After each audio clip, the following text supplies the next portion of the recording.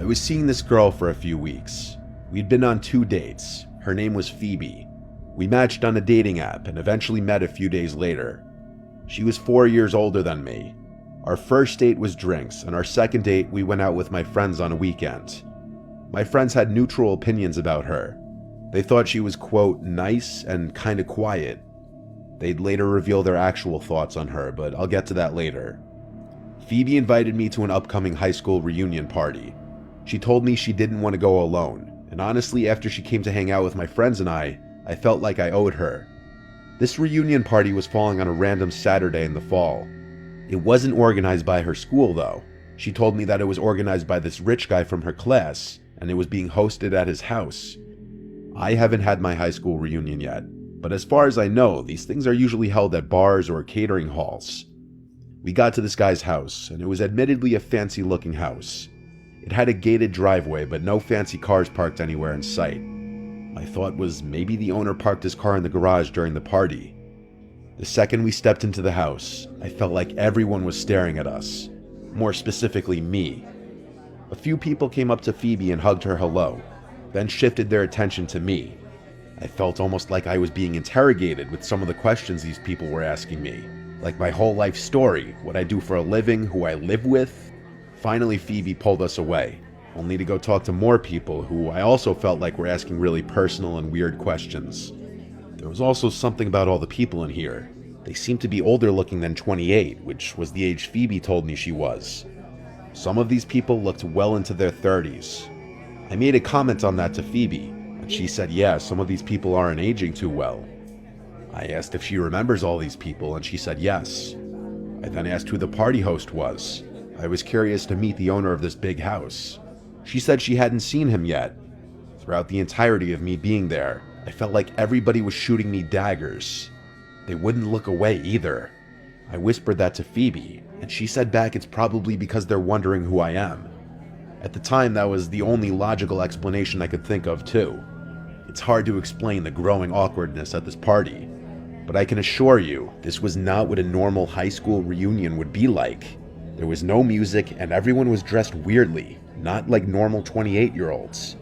But that's the other thing. None of these people looked like they were in their 20s. I was getting uncomfortable with some of the stares I was getting in the room we were in, so I told Phoebe I'm gonna run to the bathroom. Realistically, I just wanted to get out of that room and explore the house a little bit. I didn't have a drink in my hand or anything to make me feel at ease. I was just walking around this giant house empty-handed, and anyone I passed stared at me.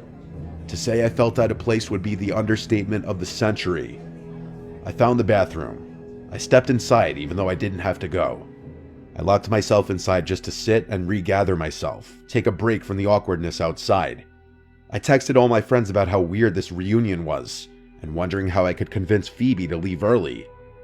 We'd already been there about 30 to 45 minutes, and this unnamed mystery party host was nowhere to be seen. Phoebe texted me, "Where are you?" I replied, "In the bathroom, give me a minute." Then I followed that up with, "This party's really weird, I'm down to leave soon." She said, "Why?" I said, "Everyone's being weird." Then someone knocked on the bathroom door, so I couldn't sit in there anymore.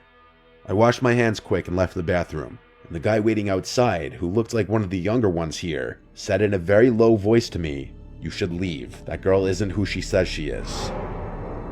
I froze for a second, then said, "Phoebe?" He said, "Whatever she told you her name is." He then asked what she told me this party was. I said that she told me it was a high school reunion. The guy then smirked and said, "Do these people look like they're going to a high school reunion?" He left it off with, and I quote, "Trust me, leave sooner than later." And then he walked into the bathroom and shut the door. I almost knocked on the door to get him to come out and further explain, but I thought for a second. I was already suspicious and uncomfortable in this house. That guy just confirmed something weird is going on here. I walked straight to the front door without drawing attention to myself. I still felt people staring at me as I walked to the door. I walked straight from my car in the street and drove home. Phoebe texted me asking where I went. I didn't answer. When I got home, I looked up her number on White Pages. That number was not associated with the name Phoebe. The name that came up was Claire Foster. The address that I picked her up at both times is also different than the address that came up on White Pages, which made me realize I never saw her leave the house. She was already waiting on the sidewalk both times. I replied to her text, "I had to leave, I'm sorry," and blocked her number.